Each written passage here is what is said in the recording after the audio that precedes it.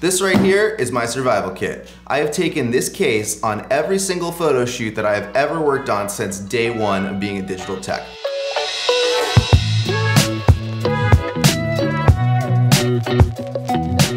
Hey everyone, welcome to Brooks Digi. In this video, we're going to talk about what's in my survival kit that I take on commercial photo shoots. It's changed a lot over the years, but it still serves the same purpose. I feel like I've finally figured out everything that needs to be in here and nothing that doesn't. So if you're just starting out or if you're just building up your first survival kit, here's a few things you might want to keep in mind. The goal for me is to have one survival kit that can apply to every single job, whether it's a small editorial job on location or a massive ad job in studio. As a young digital tech, I was taking a lot of jobs where all of the equipment was provided for me, and I started building my survival kit so that I could have some predictable accessories that the photographer might not have in their own kit. The first thing that I ever put in my survival kit is actually something that's not in there anymore. You really want to have a small flash drive that has all of your Capture One keyboard shortcuts, workspace settings, etc. on it so that you can instantly take anyone's computer and make it feel like your own. When you're building your own survival kit, you might want to start out by making an inventory of every single item before choosing a case to put it all in. That way you know what size case you need. If you see anything in here that you want to get for yourself, there should be links to most of the items in the description below. This right here is a Pelican 1510 case. A few things I really like about the 1510. It's carry-on sized, it has wheels, and there are a ton of accessories for it so you can customize it however you like. Let's talk about what's inside. First thing I want to talk about here is this tool pouch. Basically, this pouch has every single tool that I want to have close by that I might need in a moment's notice. Usually, if I'm on a cart setup, I'll hang this pouch off the side of the cart. If I'm working off of a tripod, I'll hang it off the tripod so it's right next to me at all times. This is just a custom leathercraft tool pouch, and it's held up really well over the last 7 or 8 years that I've been using it. So the first thing that I have in here is a light meter. This is an older model, it's a Sekonic 508. It's just a tool that I find myself using pretty often, so I've continued to keep it in the kit. I like to carry a small flashlight. I've tried a lot of different flashlights and I found this one to be a great combination of brightness, durability, and low price. I also like to keep a Giotto's rocket blower on a little lanyard here, and I use this for blowing off camera sensors. Also in front here, I have a 12-foot tape measure. I mainly use this for measuring tripod heights. I like to carry a couple different rolls of spike tape in my kit. I use this for a lot of stuff, but mainly for spiking tripods along with measuring them. Now I also like to keep a little coin on a carabiner here, and I use this as a tripod screwdriver. Leatherman multi-tool, don't find yourself without one. I like to keep Sharpies, pens, and highlighters in here. Moving on to the inside, we got a few unique tools in here. First and foremost, I have a color checker passport card. Every digital tech should have a color checker card. I love to carry a bottle of Pancro lens cleaner. Pancro is absolutely the best, totally worth the hype. I like to load it from the big bottle into a smaller bottle, and I also keep a couple of lens cloths. Be better off with some Kim wipes, but every couple jobs I'll replace these when they get dirty. A small hex wrench kit. This is a fun little tool that I picked up from one of my clients. This is a focus check card, and this can be really useful when you're shooting plates and you need to establish a focus point. Pretty specific use case for this, but it's a tool that I can't live without. I have an LCC plate.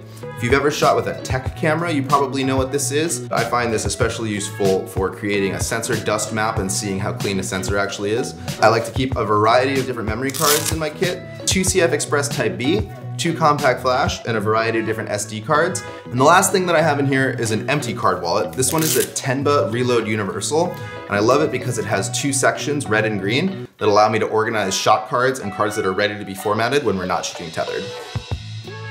That was everything in my tool pouch. Let's move on to the rest of the kit.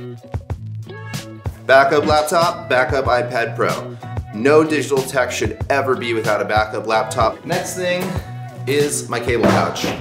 Now, this cable pouch has changed a ton over the years as different cable standards have come into play. One thing I love about USB-C is that it's totally reduced the number of different types of cables that I have to carry with me. Because the whole point of the survival kit is to be prepared for any situation, I like to carry pretty much every cable that I could possibly need on set that might not come in a rental kit or the photographer might not have in their kit, comes in this pouch. Next up, we have my dongle kit. This one was added when Apple switched all of their ports to USB-C back in 2016. We have every single USB-C dongle imaginable. Probably a little bit overkill at this point, and I like to be ready to connect any possible accessory that I might need to my computer, and sometimes that involves using a dongle that I only need to pull out once a year. And then on the other side of this pouch, I have a bunch of other random stuff. I've got all my various card readers, and then the most important thing in here is an SSD. I always like to carry my own SSD on set because inevitably you're gonna come across a client or a photographer who didn't bring a hard drive, and you always wanna be backed up. Next up is a display calibrator or colorimeter. This is an i1 Display Pro Plus by Calibrite, formerly known as X-Rite. Next up, every single different size of camera sensor swab that I might need. Most of the time, if you have a dirty sensor you're dealing with on set, a little blast of air is gonna take care of it, but every once in a while, you're gonna have to do a wet cleaning on set, like it or not. So I like to carry every different size of sensor swab for any camera that I might encounter, as well as a high quality sensor cleaning fluid. I also carry this pouch with me. I kind of call this my personal items. Some ibuprofen, a little stick of deodorant in here, very important. I have this Phase 1 technical field guide. I also like to keep a little notepad as well as a surveillance earpiece for my walkie-talkie whenever we're using walkies on set. I like to keep a pair of gloves in here. It's good to have a pair of gloves if you're doing any sort of heavy lifting or touching the lights. Headlamp. This is indispensable on location. Everyone should carry a headlamp. I also like to keep a few different types of popular tripod plates in my kit. This is a Manfrotto RC4, Manfrotto RC2, and Arca Swiss. So I have a pouch full of various cable management accessories, different clips and bongo ties and things that I can use for cable management. A little shoe mount level in here that can be really useful. And some extra VESA mount screws in here. Both AA and AAA batteries in the kit, mostly for flash transmitters, but of course these come in handy for a lot of different items. You might have also noticed that my kit looks a little disorganized. I promise you it's not. I know where every single item is in there, but rather than use something like a Trek Pack divider system, I've chosen to use various different size pouches that fit the needs of what I'm putting in them, that all Tetris nicely into the case. Recently, I added a ProPhoto Air remote to my kit, just the standard version. This is by far the most popular flash transmitter that I see on commercial photo shoots. This is a really special piece of kit that I added to my survival kit recently. This is a Fannie-made camera donut. There's a couple other manufacturers that make these too. I clamp this onto my tripod or my cart or wherever, and the camera just plops in with the lens facing down, and it makes it really easy to move between locations and keep your camera secure. So that's it. That's everything in my survival kit. If you have any questions about some of the items that are in there or certain things that you're thinking about putting in your own, feel free to leave a comment below. If you've been following me on Instagram for a while, or if you're totally new here and have no idea what I'm talking about, go ahead and hit that subscribe button because we've got a lot more videos coming up on these topics soon. And until then, hope you have a great shoot.